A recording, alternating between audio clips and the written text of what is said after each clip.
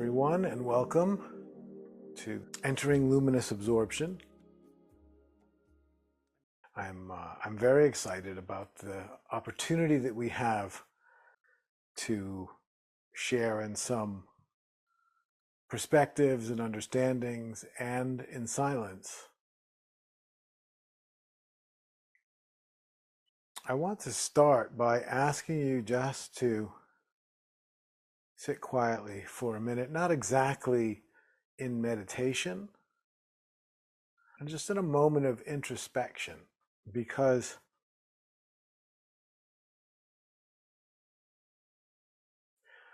what can happen over the next 2 hours for any of us and for all of us depends on each of us.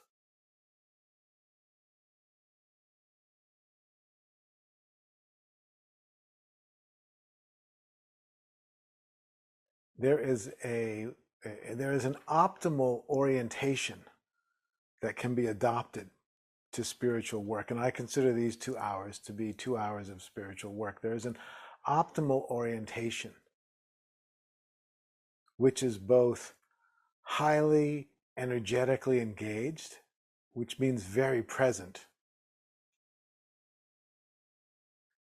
and at the same time profoundly open and receptive. So we don't want the engagement to be an effortful striving, but we want it to be very engaged. We want it to be very engaged, very intentional. Your presence here is very intentional, but not as an act of striving, not as a needing something to happen or even wanting something to happen. And your receptivity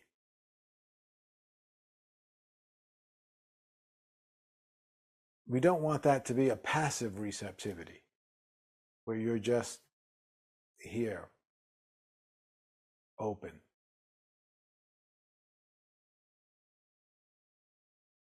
It's a very dynamic receptivity. So that combination of highly engaged and intentional in your presence, and at the same time deeply relaxed and open and receptive, is the optimal orientation, because then you are truly here for this. If you are effortfully striving, then it's like you're here, but you've got your own agenda. And without realizing it, you are imposing your agenda on this opportunity. And you will end up experiencing this opportunity through the lens of your agenda.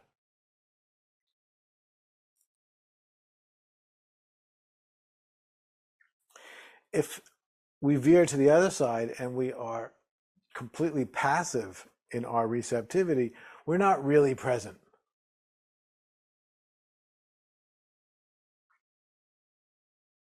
So somewhere in the perfect middle between those two, there is an intentional engagement and an open receptivity happening simultaneously. And so in these first few minutes, I'm just asking you to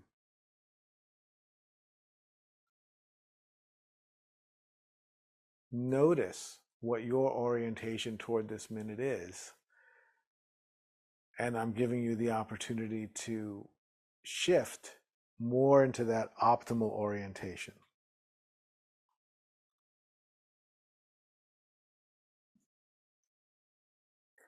Most spiritual seekers would say that they want to experience transformation.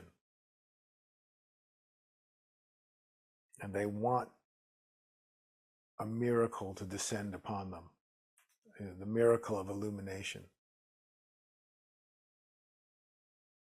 And I think most do, theoretically.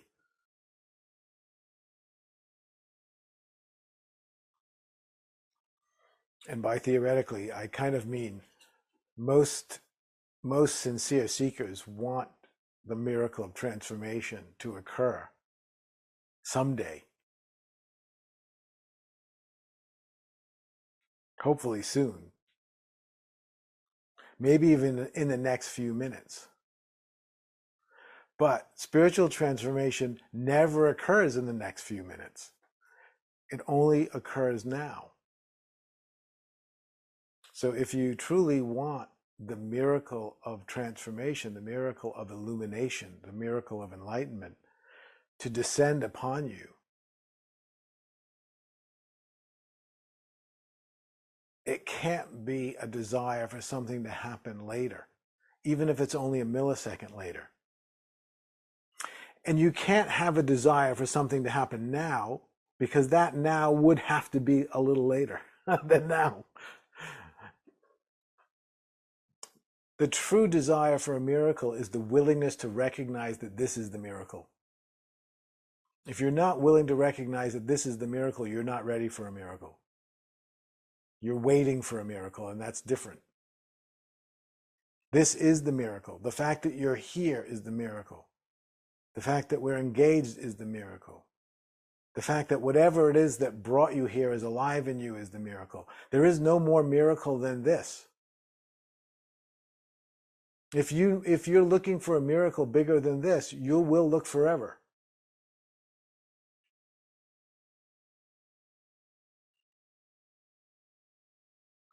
So the question is, are you willing to let go of any idea that you might be holding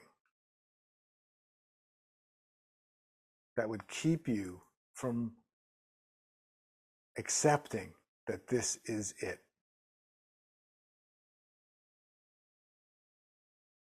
From one point of view, the only spiritual question worth asking is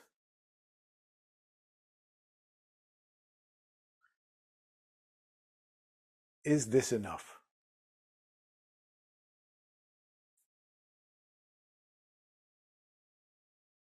Is this, the miracle of being alive, enough?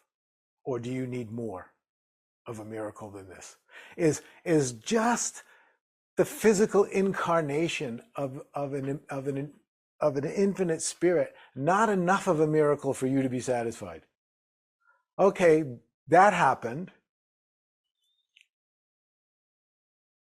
The infinite source of being has manifest in incarnate form as me in this moment. Pretty good.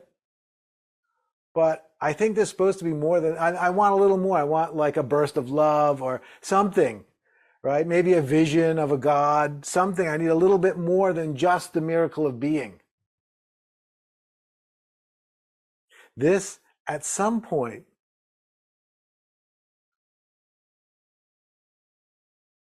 the big reveal when that last veil is removed is the recognition that this was always it. That you were never disconnected from source. There was never anywhere to go. There was never anything missing, and there was never anything wrong.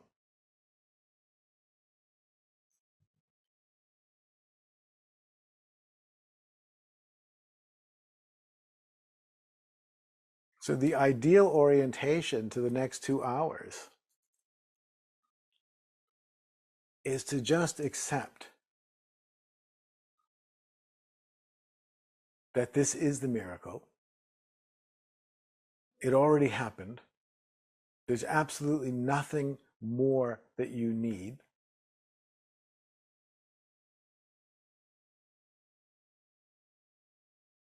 And then we can have fun together.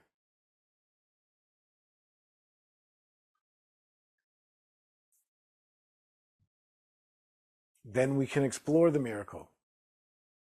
Not because we need to, not because anything's missing, but just because it's fun. And what else are you going to do?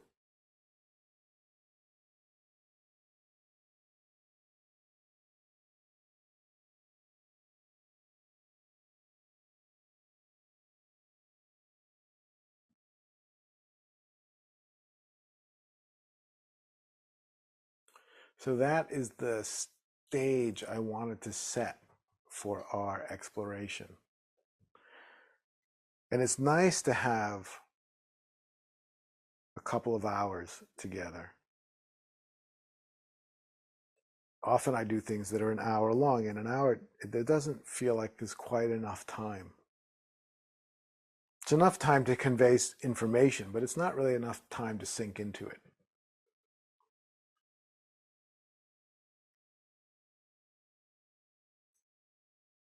So let's just sit for a minute.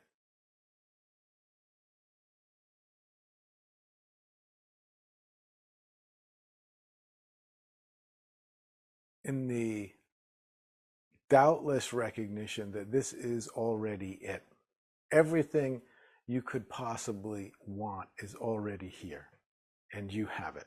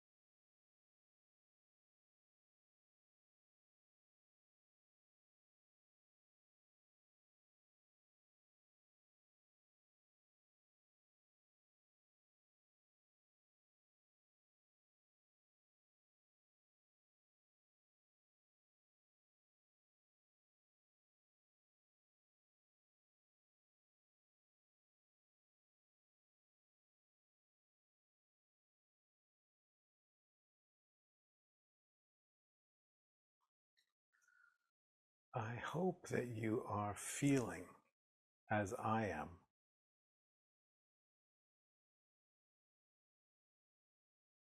the sweet space of silence and the feeling that just being here together is perfectly fulfilling.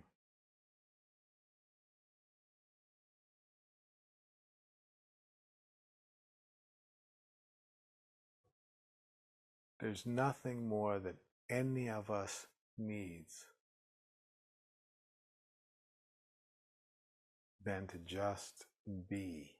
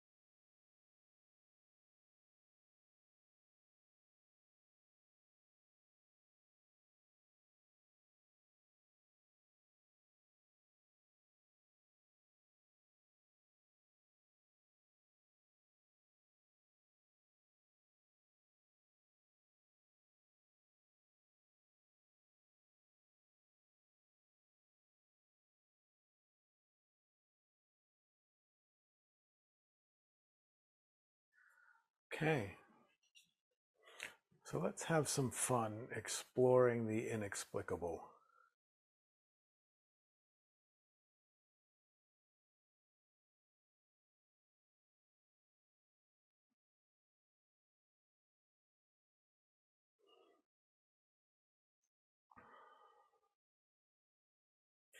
I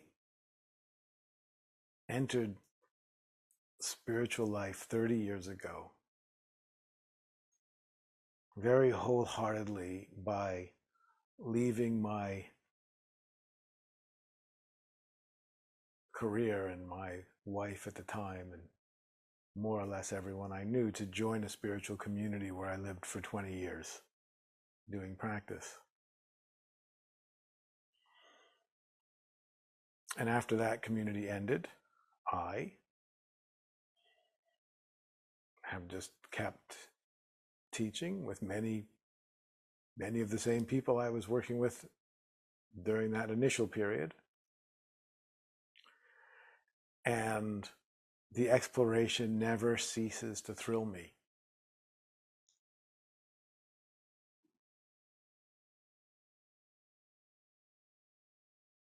None of it feels like something I need. None of it feels like it's filling any gaps or holes because I don't feel anything missing. But it is amazing to keep seeing how pieces fall together into deeper understanding and how that deeper understanding creates changes in your experience of the divine. Just that mysterious play of consciousness.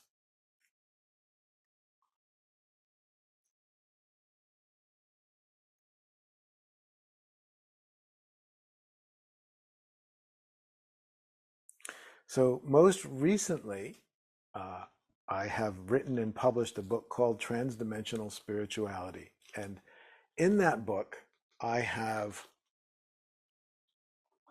what I wanted to do was just explain in as simple a terms as possible how I understand the spiritual path to unfold from the initial period of awakening. When we first start to awaken, we first start to realize, wait a minute, there's more to life than this. Whatever I've been told about life, that's not enough. There's more. I know there's more. And then that initial pursuit all the way through deep practice, profound realizations of oneness,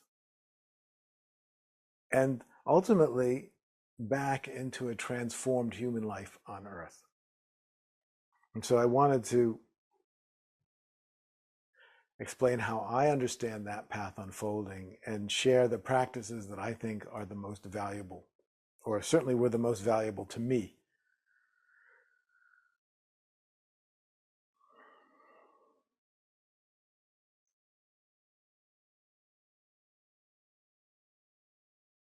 And the first thing that I would share with you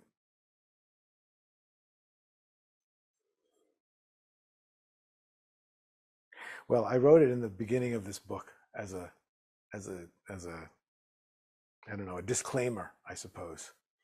So right at the beginning of this book, it says, I have absolutely no doubt about anything in this book. And I could say that to you. I have absolutely no doubt about anything I will talk to you about today. But that does not mean it's true.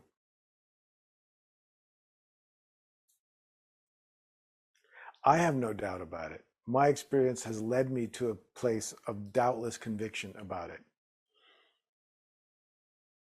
But I understand that that doesn't mean it's true. I don't even really know what true means anymore.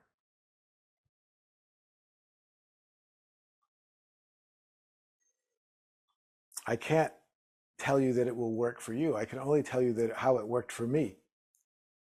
And I can only assume that if you're here, it will probably be beneficial to you. The reason you're attracted to being here is because you sense the value of it for yourself.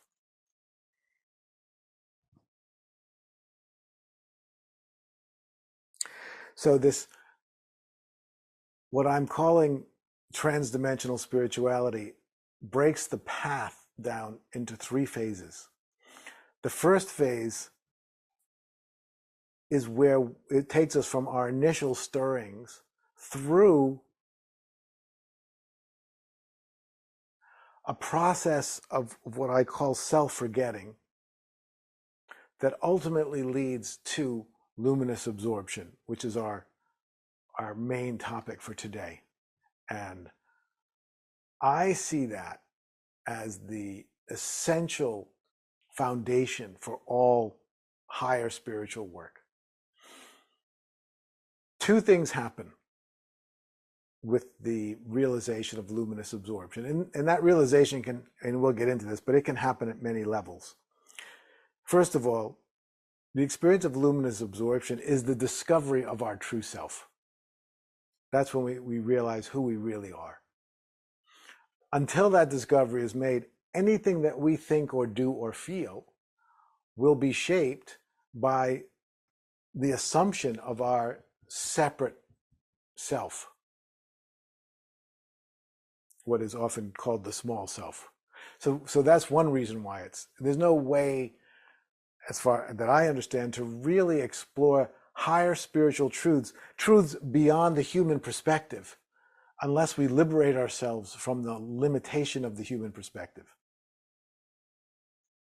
We have to find that part of us that is beyond the human perspective, that exists beyond this reality, beyond the reality of this being.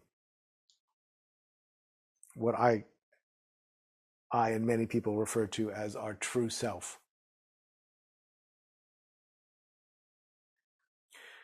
And another way to think about the reason why this is foundational to all higher spiritual work is because only with the discovery of our true self can we become free of reactivity. As long as we need something or want something, there will be some degree of manipulation and control and reactivity at play within us. Because if we want something and we don't see ourselves heading in that direction, we will almost instinctively react to change direction.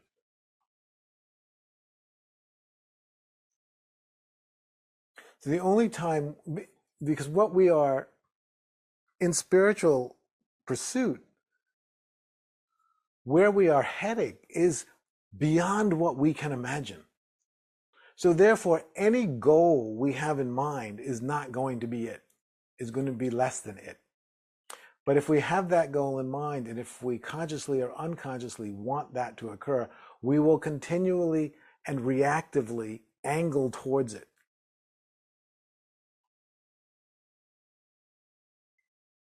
I know there were many times in my spiritual life where I realized that whatever degree of awakening I was experiencing was happening as much in spite of my effort as it was because of my effort. Because my effort was often pointing in a completely different direction, the direction I thought I was supposed to be heading in. And then when I recognized that some true awakening or some true transformation had occurred, I realized it wasn't the direction I thought at all.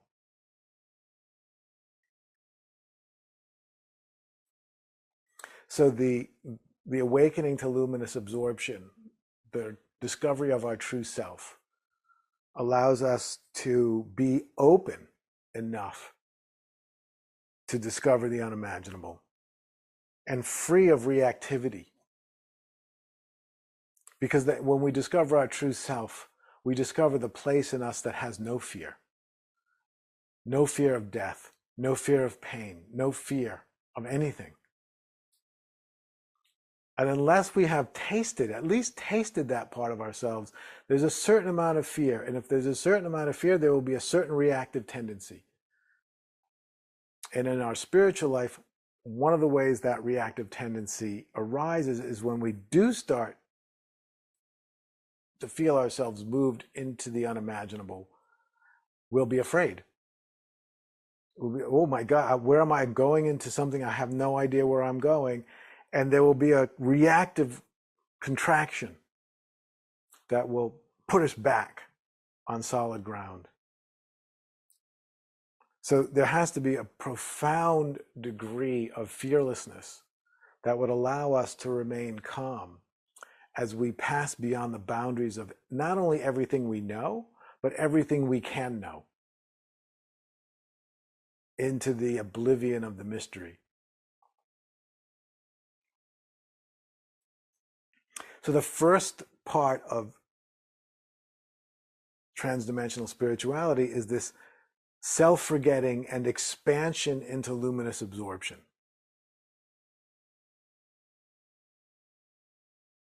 Some people, that may be the end of their karma, particularly ripe souls, I think.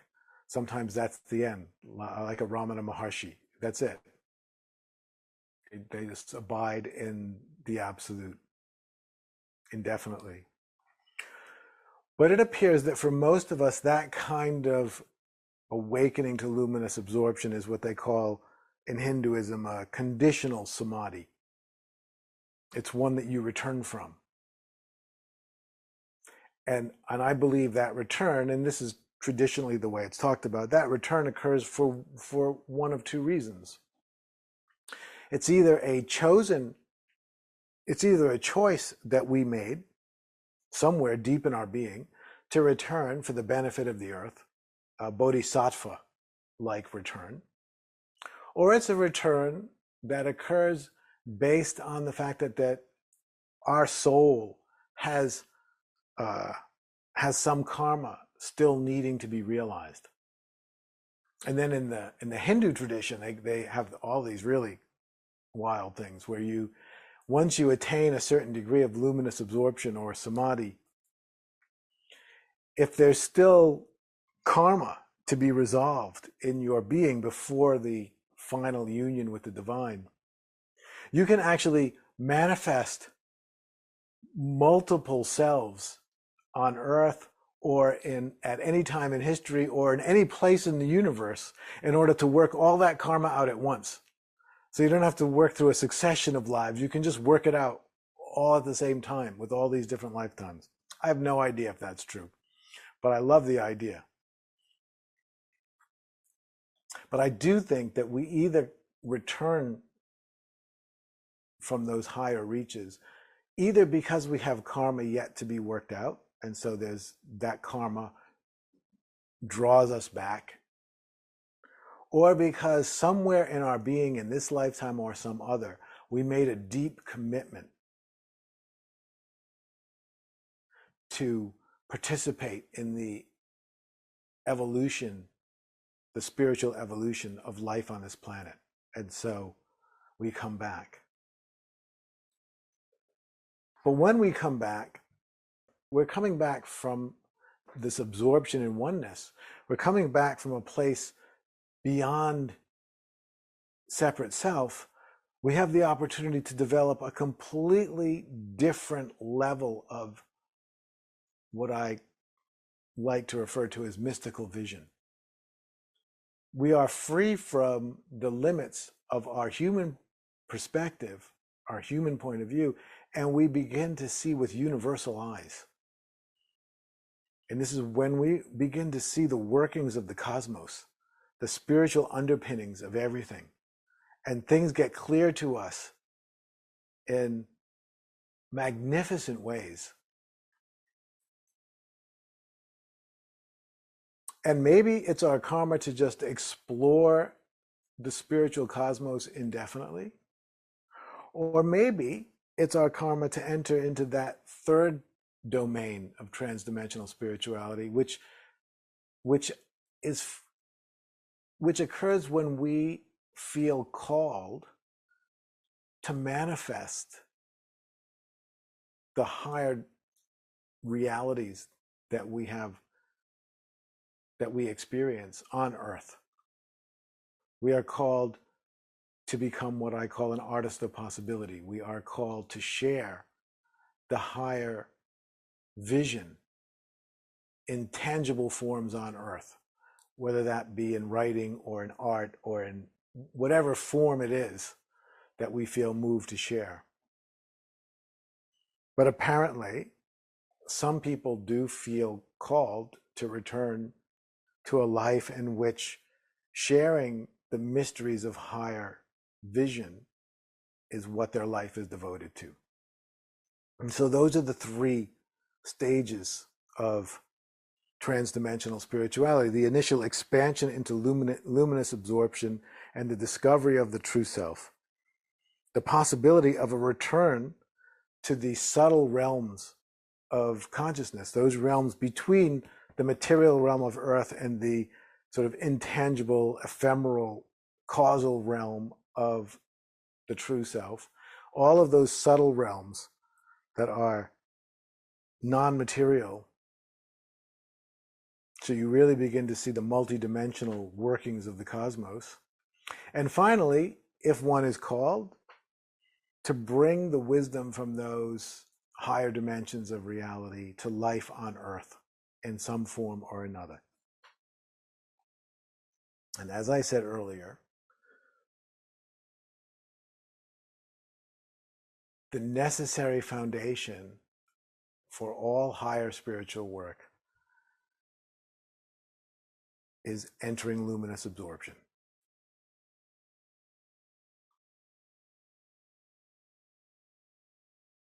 Over the past 20 years that I've been teaching, I've spent a good 80% of my time teaching about luminous absorption in some form or another, because it's the most important thing. And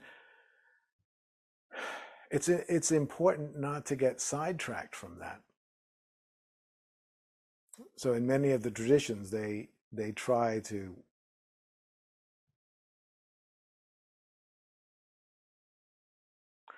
warn you against getting fascinated by spiritual experience, because they want to create a clear path to that oneness of absorption.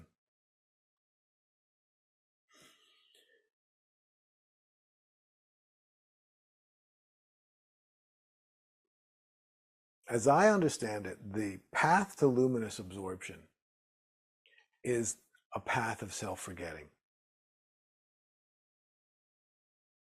And the practice that has been most beneficial to me and that I have spent the most time teaching about is the practice of conscious contentment, which is simply the practice of relaxing.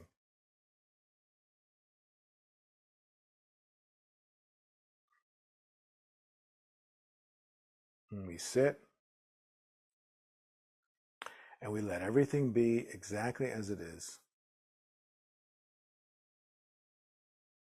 consciously content with everything, not making a problem out of anything, just being, just sitting.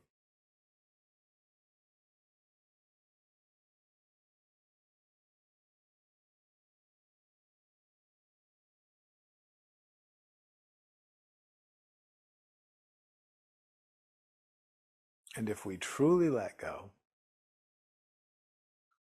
and truly enter a place where we are not only consciously content about everything that is,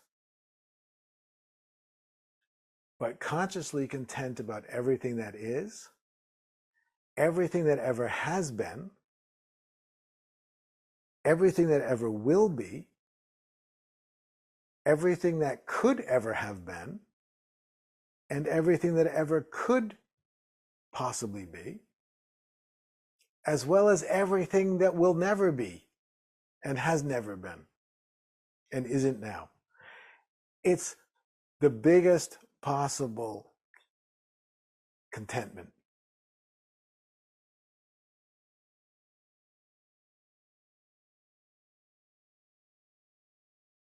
And what happens when we are that content? What happens is we just stop. There's no reason for us to do anything, because everything's perfect. Everything that is perfect. Everything that has been is perfect. Everything that will be is perfect. On and on and on. And if you rest in that state of contentment,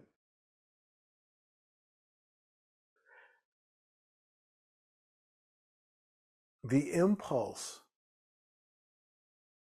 change anything gradually extinguishes itself.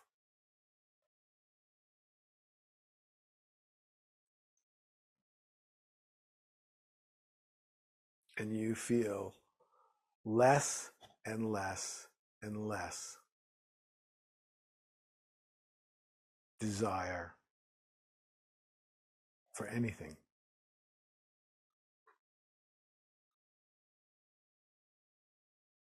Desire for anything to change. And you just rest. And eventually you're just sitting, and you could sit forever.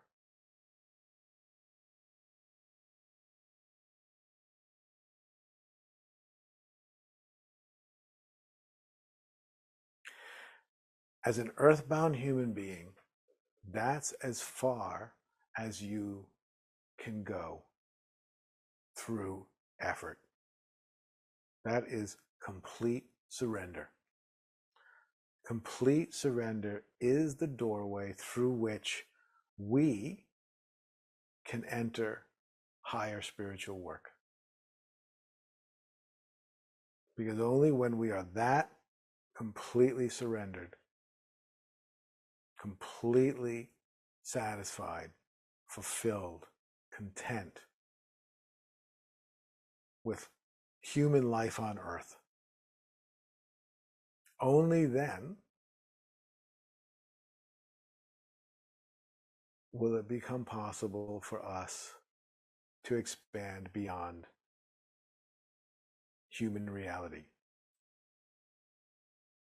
into the higher dimensions of who we are, beyond this physical incarnation.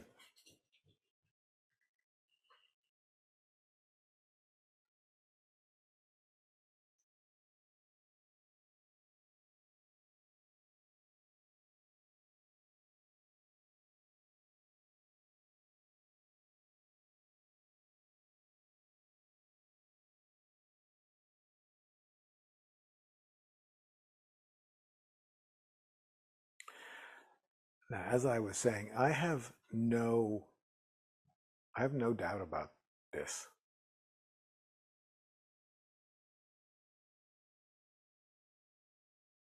And I want us to sit now, and I want to give you the opportunity to rest in conscious contentment in the way that I was just describing.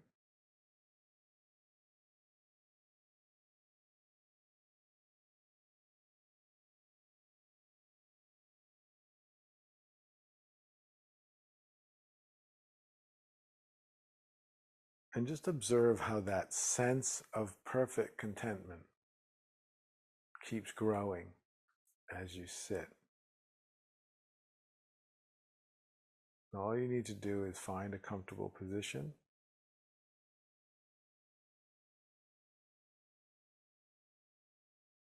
Allow your breath to be very natural. Allow yourself to be comfortable, and just sit, allowing everything to be exactly as it is.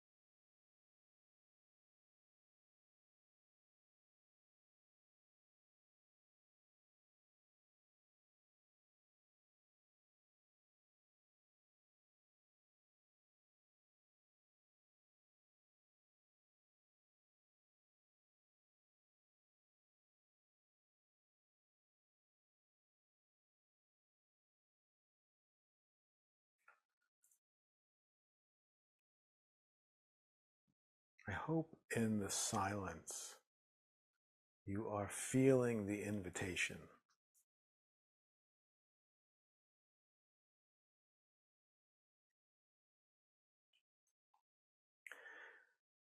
It's an invitation that calls you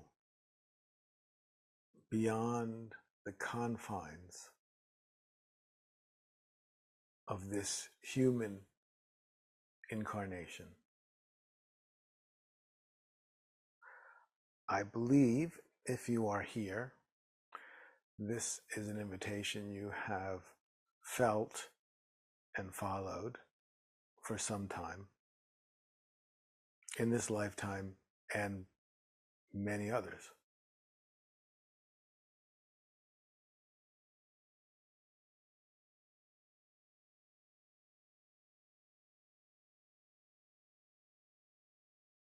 It's important to realize that the invitation to experience the realities beyond this human incarnation is not in any way a negation of the wonder and significance and beauty of this human incarnation.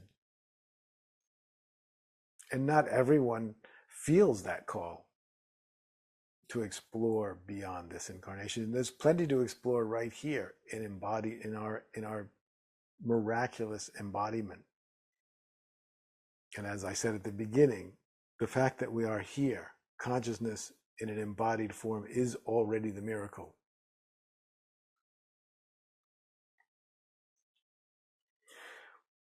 But those of us that do experience that invitation to explore beyond the limits of our human incarnation are experiencing an invitation to cease being concerned with our human life.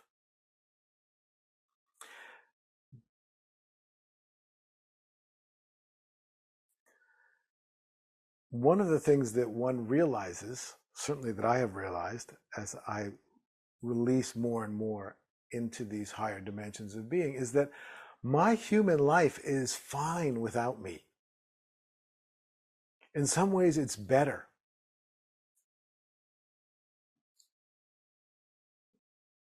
And the metaphor that I often use, and many of you have heard me say it, but I'll say it again because it's so perfect.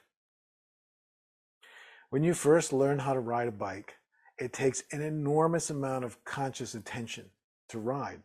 But once you get good at it, you just hop on the bike and go, and you stop paying attention to the riding. You get to enjoy the scenery. That's what makes riding fun. In the same way, when we get good at being a human being, when the habits of being human become well established, we don't need to pay so much attention to it anymore. We can let our human life unfold. And we can allow more and more of ourselves to be available to look around, to look at the scenery, the higher dimensional scenery. I also believe that many of the problems of our world are secondary to the fact that we don't live, especially in the West, we don't live with a rich spiritual life. The Age of Enlightenment brushed a lot of that off the table.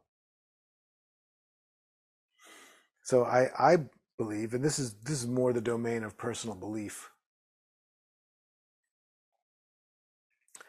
that because we don't have a rich spiritual life as part of our culture, there's no place for our attention to go but on our own lives. And so what we end up with is rampant anxiety and, overthinking everything. We see it in ourselves, we see it in other people. We belabor decisions to the point of absurdity. Partly, I think, because there's nothing else for us to do with our incredibly active minds. Where if if our life includes a very rich spiritual, higher dimensional exploration, there's something more interesting to do with our minds, with our awareness, than belabor every decision we have to make. But the point is that this invitation to be done, to cease being concerned, that doesn't mean we don't have to think about anything. Sometimes you do. That's the way human life is. Sometimes you need to deliberate and you need to make a more conscious choice. But a lot of things could just happen and would happen pretty much perfectly without us. And what a relief to not be overly concerned with every aspect of human life.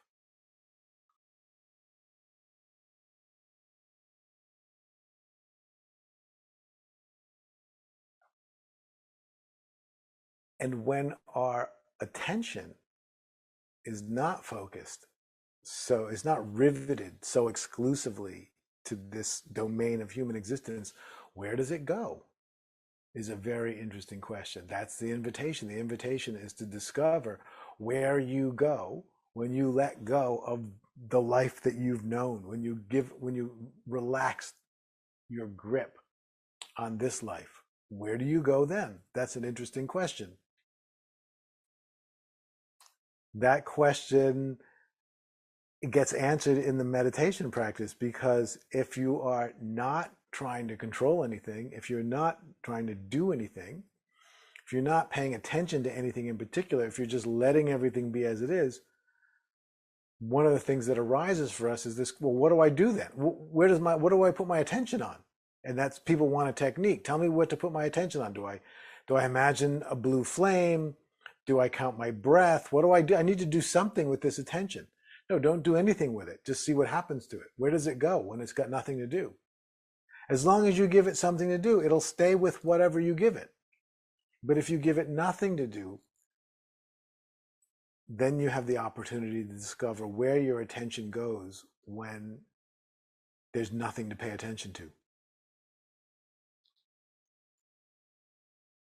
And what you discover is that it just slips out of existence. It just goes beyond the edge. It goes beyond the edge of what you know. It goes beyond the edge of what's possible. It goes into the impossible.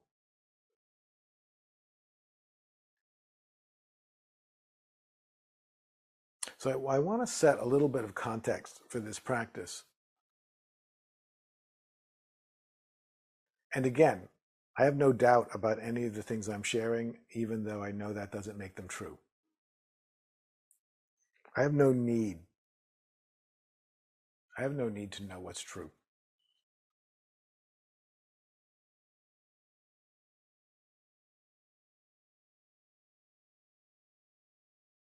At its source, existence is a living beingness. Now, to the Western attuned ear, that sounds odd.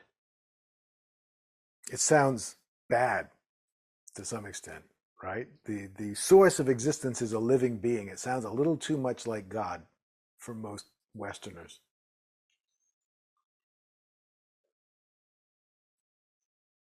But in the esoteric traditions of both the East and the West, you come up with this idea. In the West, they do talk specifically about God, and in the East, sometimes they do and sometimes they don't. Sometimes they do talk about Brahman, for instance, in Hinduism. Sometimes they just talk about the self or the self-absolute or just consciousness. But in traditions East and West, the idea is that at the bottom of everything, this source of existence is alive and conscious.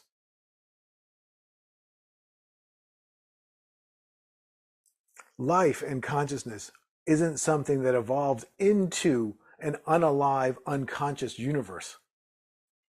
See, when you talk about the universe being alive and conscious, sometimes in the West, especially in a more scientifically oriented setting, people will want you to explain prove that. How can you prove that? Well, I would I would submit as proof that I am alive and conscious.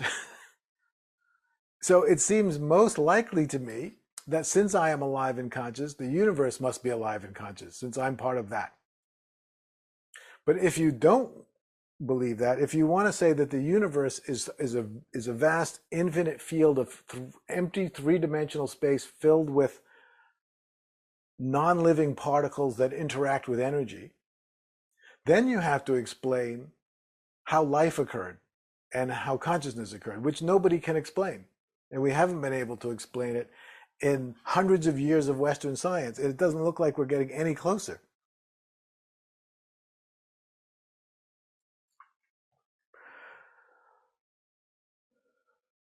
But what I feel certain about is that the source of existence is conscious and alive. It's pure awareness, pure consciousness, pure luminous consciousness. Our experience of being human arises through a succession of limitations that are imposed on the infinite and eternal, limitless consciousness that is. And if you keep narrowing it down enough, eventually you get to something like what we experience as a material world in human form. This experience of being human exists in a very, very narrow band of the total energetic frequencies of consciousness. Just like the human spectrum of light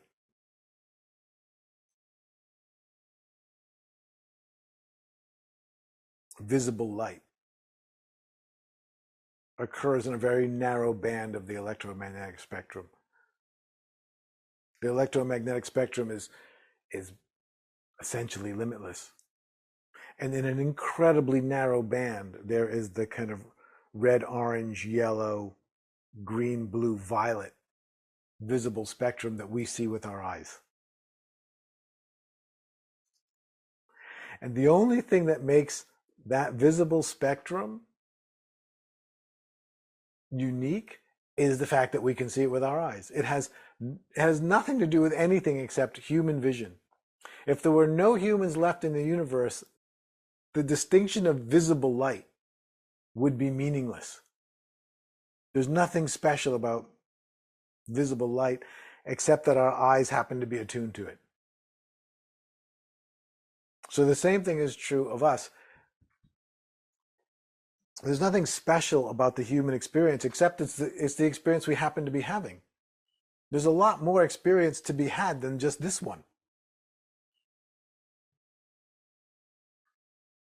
And we think of ourselves as human beings, as solid organisms having an experience.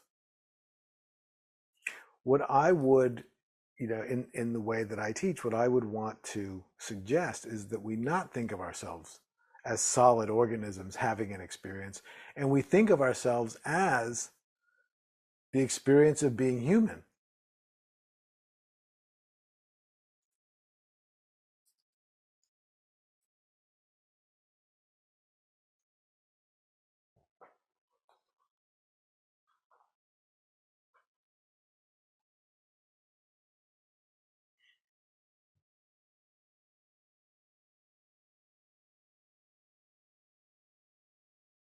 We are the experience of being human. We are not a human having an experience. We are the experience of being human. And that experience is happening in a very narrow range of all total possibilities for experience. And the invitation that we feel when we begin to relax our concern over our human form and our human life is the invitation to experience more of what's possible beyond the human spectrum. And that is the invitation. The invitation is to experience more of who you are. And in the end, what limits your experience is your self-concept, is the idea of being you. So one time, this was probably 20 years ago, I was on a retreat for a couple of months with about 12 people. And it was a very intensive retreat of practice. And I was so out of my head after a few weeks. I was just completely beyond my awareness was floating outside of my body. Most of the time I was awake through sleep and dreams, and I was having the most amazing experiences continually. So it was, you just get way out there if you have the chance. And I remember sitting in meditation, and I was experiencing myself as pure awareness. I knew that I wasn't this body, and I wasn't this person called Jeff. I was the awareness that was flowing through this body. There was no doubt about it. It's exactly how I was experiencing myself, just as pure awareness flowing through a body. And I was sitting down in meditation, and I was thinking, why am I only aware of flowing through this body? Because I'm flowing through all these bodies. Everyone in the room is me. I'm the same awareness, which is me, is flowing through every body in this room. And so for a number of days, I strained and stressed to try to see through everybody else's eyes and experience everyone else's body. And sometimes I would almost start to feel like maybe it was happening, but there was a certain barrier that I just could not break.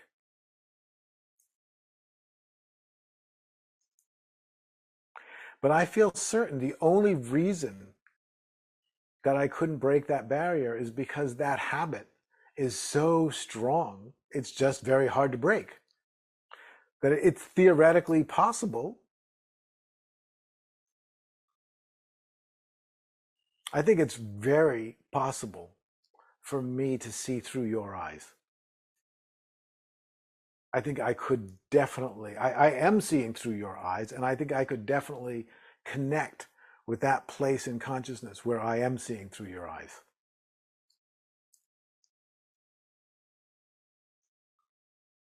I'm not sure that would make me a particularly functional human being. But it would be nice, direct evidence of the oneness of consciousness that I am. So in order for us to have a human experience, there must be a human self that exists, a human sense of self, a human identity. And that identity becomes a platform for perception. It becomes a platform for activity, a platform for consciousness that sees itself as separate from everything else.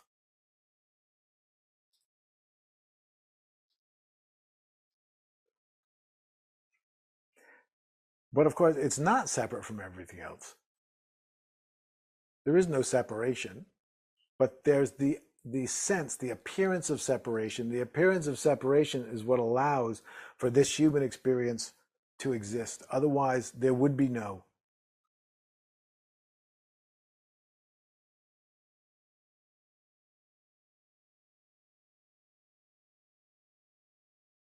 Sense of separation. And as I said earlier, this sense of separation has created, or is involved in, this beautiful world, this beautiful three-dimensional world that we live in, and it's a miracle, and it's wonderful, and it should be cherished and loved and cared for. And it's not the limit of who we are. And some of us might be called to explore more of who we are beyond these dimensions. Not because it's better, but because it's an opportunity we feel called to, right? It's like this is how humans work. Some of us get called in different directions. So if you're feeling that call, then this self-forgetting process, which essentially means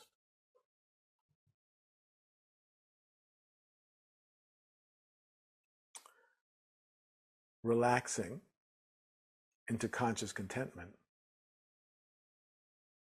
And what will happen if you relax into conscious contentment long enough and deeply enough is you will reach a point where you will feel your essentially, this is not a perfect description, but it's a pretty good one. You will essentially feel, it will feel like your body and your mind, your normal mind and your body fall asleep, but you stay awake. They just go into like, vroom. And it's like you're free.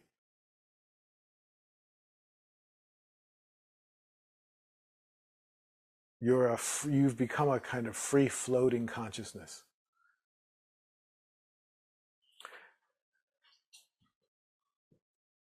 Among many of the people working with me in the context of what I call the mystery school and the practices that we do, this seems to be a possibility that's become very stable for many people, and probably is for many of you.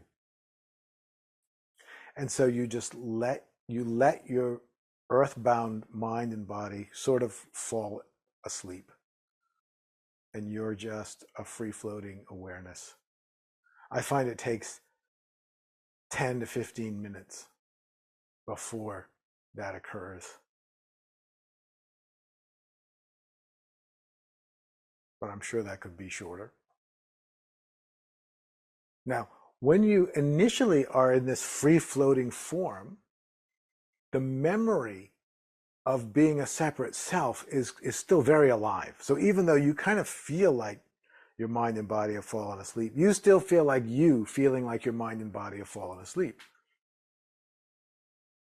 And then you start to move into deeper and deeper levels of self-forgetting, which means the memory of who you were on earth slowly dissipates.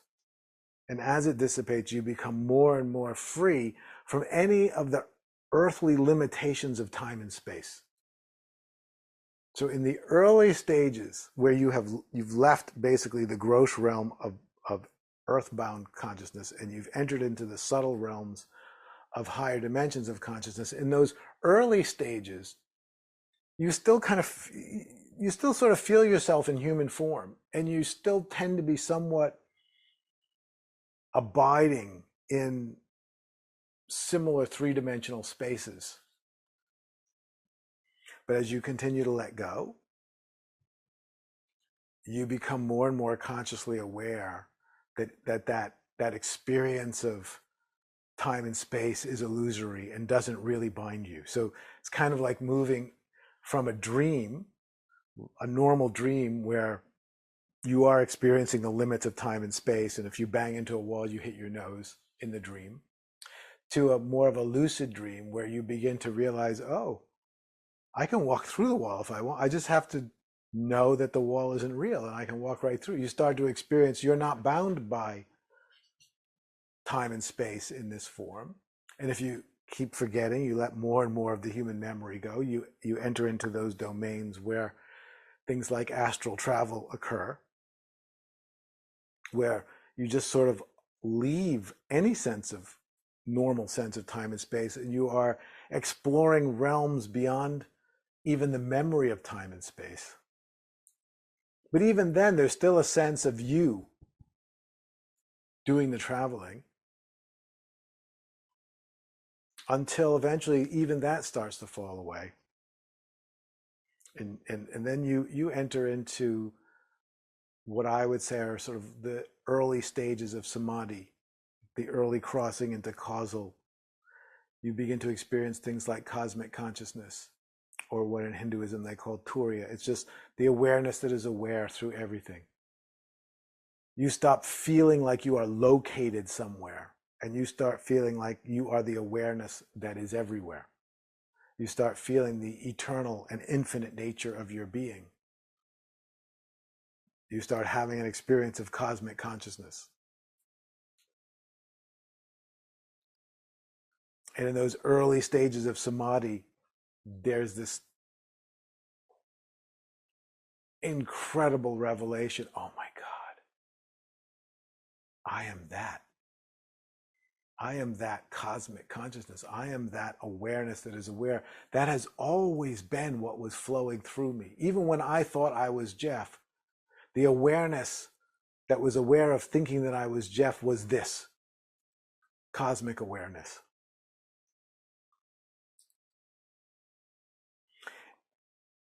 And there's more letting go that can occur. And eventually, and they do talk about this in the East, that sense of I am that, in which there is still a sense of you being separate from that and recognizing it as who you are, changes to something more like I am this, or this is I. It's no longer Jeff realizing that he is that cosmic source. It is now the cosmic source recognizing itself. And at that point, the idea of Jeff, the memory of having been Jeff, sort of starts to float away. And there's just the cosmic awareness left. There's still a sense of I am, but it's no longer has any association with anything like Jeff. It's just I am the cosmos.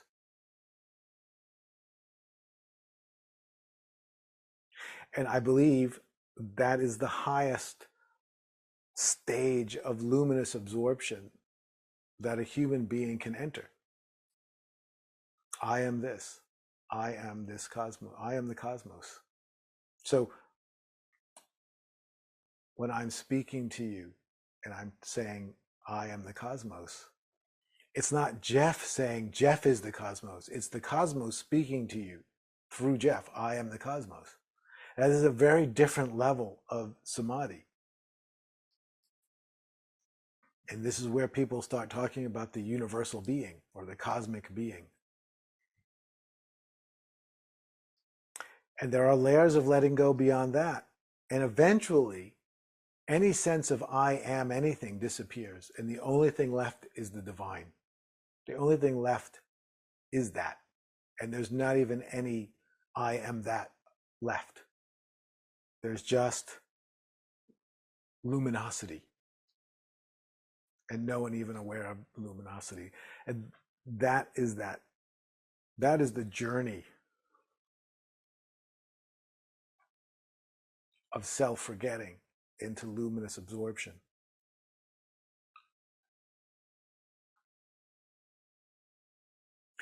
And at least, as far as I understand,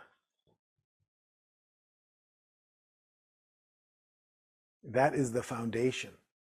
The discovery of some degree of luminous absorption, some degree of cosmic consciousness, some degree of recognizing that I am the awareness that is aware, is the foundation and the beginning of a profound possibility for higher exploration. Because once we've been liberated from rigid identification with our earthbound human experience, we are really free to travel, to explore, to experience more of who we are. And when we have tasted the awareness that is aware, and we know that that is who ultimately we are, not only can we explore those higher reaches, but we can explore it as the source, exploring its own being, rather than Jeff exploring. Jeff exploring higher consciousness is amazing. But the universe or the cosmic being discovering more of itself is infinitely more amazing. Who really cares what Jeff explores and understands? Jeff's little incarnation here, it has a very limited time span. It's not going to be around forever, And so what's more interesting is if the cosmos itself is exploring those higher reaches, because that means that which is infinite and eternal is discovering more of its infinite and eternal nature. And that to me is the whole point.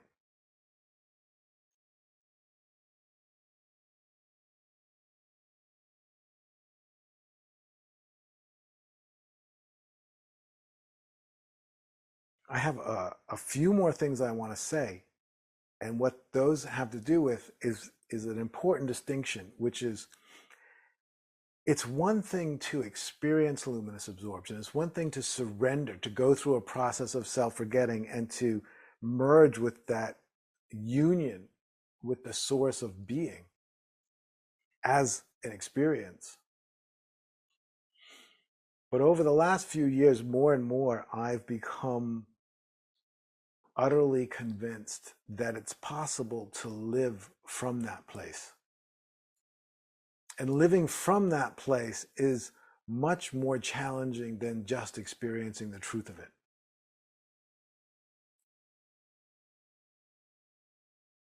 Experiencing the truth of it is very, very challenging. Don't get me wrong.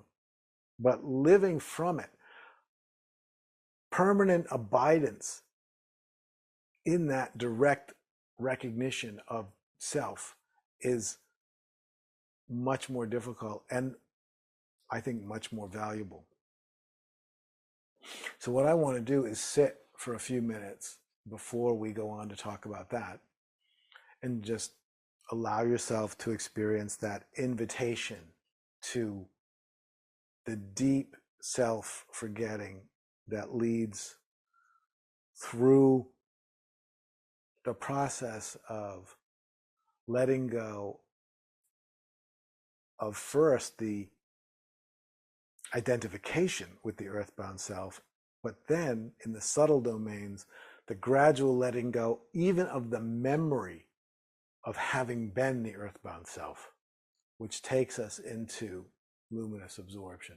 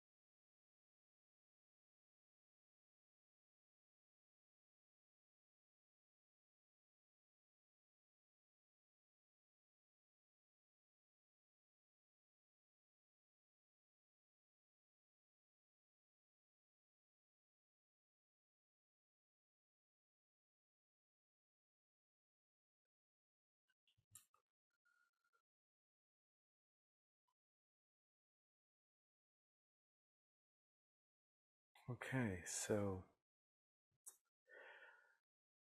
as I said before, the path, the experience of entering luminous absorption begins when we rest so deeply in conscious contentment that we let go of our identification, our exclusive identification with our earthbound self, and we allow ourselves to begin to drift into the subtle dimensions of reality beyond this, what we experience as our familiar world. And we enter into spiritual, higher spiritual realms.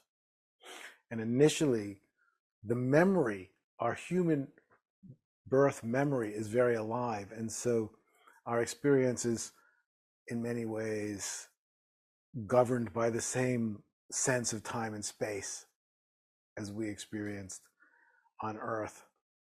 But as the memory of our earthbound self fades, we discover more and more of who we are as a free-floating awareness.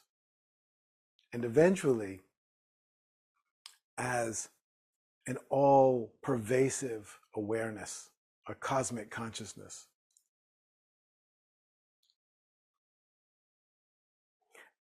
And as I alluded to before we sat, that journey into luminous absorption, as miraculous as it is, for some of us, wants to become a permanent abidance on Earth. Now, as I said, there are some particularly ripe souls in which, for whatever reason, their karma is done at luminous absorption. It's over. Many of the great saints and realizers seem to be people like that. But others of us feel a longing, a desire, a compulsion is maybe a better word, to live in direct contact with that higher divinity always, and to become on Earth an expression of that.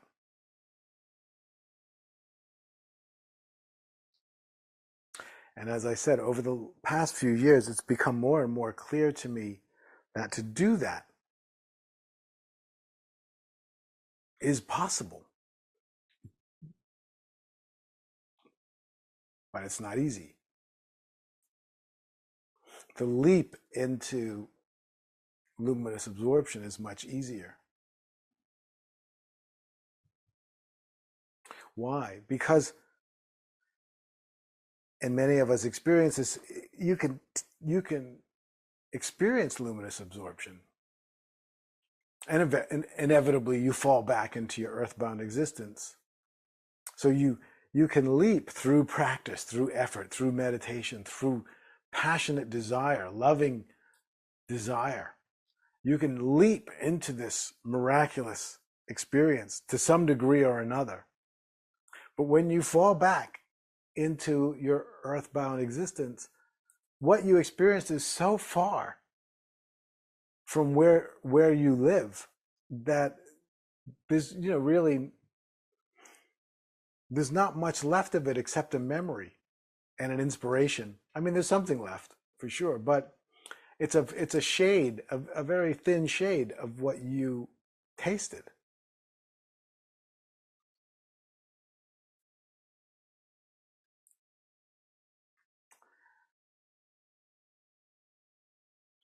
You may know that you are that and have no doubt that you are that because you have experienced the reality of the fact that you are that.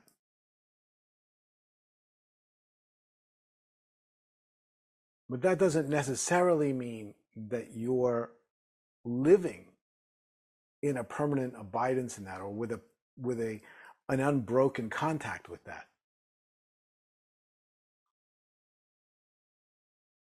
And I believe that kind of permanent abidance, that ability to be in the earth but not of the earth, to become a kind of living representation of that cosmic awareness, it requires us to enliven and awaken a path through, from Earth through all the subtle layers of consciousness to that causal realm. Because when that path is awakened, when that direct pathway is unbroken, then the love and wisdom and energy of that source flows through into us. It becomes the source of our life.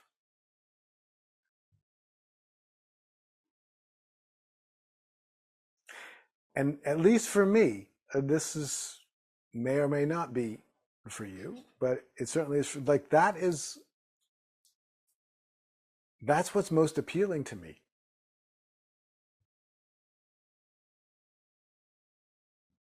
Having that channel open to the divine so that she can manifest her existence through me on earth. That feels worth living for. You know, I'm here on earth. So the question when you are here on earth is, well, what's worth living for? And to me, that's worth living for. Allowing the love and wisdom of divinity to flow through me is worth living for. And that means illuminating all of those subtle dimensions of the soul to create a direct, to complete the circuit between the divine, my divine being, the cosmic self, and my earthbound life. Now, today, we are able to, we're able to taste the invitation together and do this practice session together. But of course, we need more time to sink into it. So, so I lead retreats all the time. In January, I'm leading a 4-day virtual retreat via Zoom, which I did the first time during COVID because I had to cancel my in-person retreats that first year of COVID. And I said, well, I felt disappointed that I wasn't going to be on retreat. And I thought the people that had registered for the retreat would be disappointed. So I said, well, maybe we can just do one on Zoom. And I thought, well, that's kind of a crazy idea. Who wants to sit in front of a Zoom screen for 8 hours a day? But the best we could do at the time. Little did I know, it's actually amazing.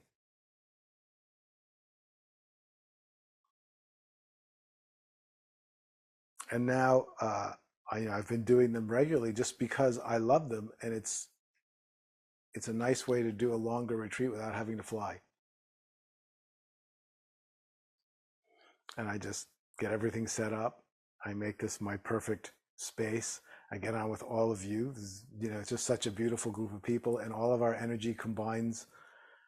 And this Zoom screen just becomes some kind of a focusing totem that allows us to focus our energies together better than if we didn't have it. We could do it without the Zoom screen, but I know our tendency is to wander. So it's good to have a point of focus, and then we can just go and explore this whole process of self-forgetting. That's what I want to do for 4 days, is really explore this process of self-forgetting.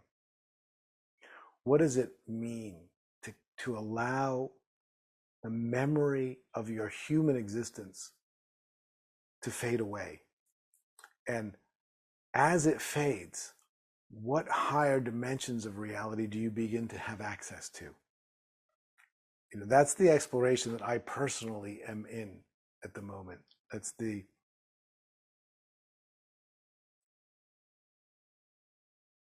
am deep in this for myself, which is why I want to share it with all of you. And I'm going to share an insight that I've had recently because I've been studying a lot of these explorations of higher dimensions, the people that do them. And what I realized, at least for me, is it's only really interesting if you're exploring them from that luminous realization. It's really only interesting when that exploration of higher dimensions is being explored from, your cosmic self, from cosmic consciousness. Because when there's an earthbound identity busy exploring those higher realms, I mean, that's exciting. But somehow it's still, when we are very wedded to our earthbound self, we are very limited by the fears and desires of that self. And so our exploration becomes very guided by the fears and desires of that self. I believe that's why in the traditions, they warn you against doing too much exploration too soon. Because just unleashing the earthbound identity into higher realms doesn't necessarily yield the results we're all hoping for. But once you've tasted that self-forgetting, and I suspect that everyone here has had a pretty good taste of their cosmic being. I just don't think you would be here for 2 hours listening to me if you didn't know what I was talking about from your own direct experience. I mean, there might be someone here, but I doubt it. So, but once you taste that, then you have the opportunity of returning from that place, from that free-floating place into the higher dimensions, and not exploring them with the baggage of the memory of your earthbound self and all the fears and desires that are pulling and tugging on you. You are able to explore from this infinite space, this fearless space. And it's just completely different, because then it's not just fascinating, it's also creating that illumined pathway from that self to the earthbound existence that can then allow the highest divine energies to flow. And that's, I think, what's worth, giving my life to. There's nothing else really that compelling to me, except opening that channel and becoming a living expression of divinity to whatever extent I am capable of, and whatever extent we are capable of together. So with that, I am going to give you all my love, and I am so looking forward to exploring these higher reaches with you in the future.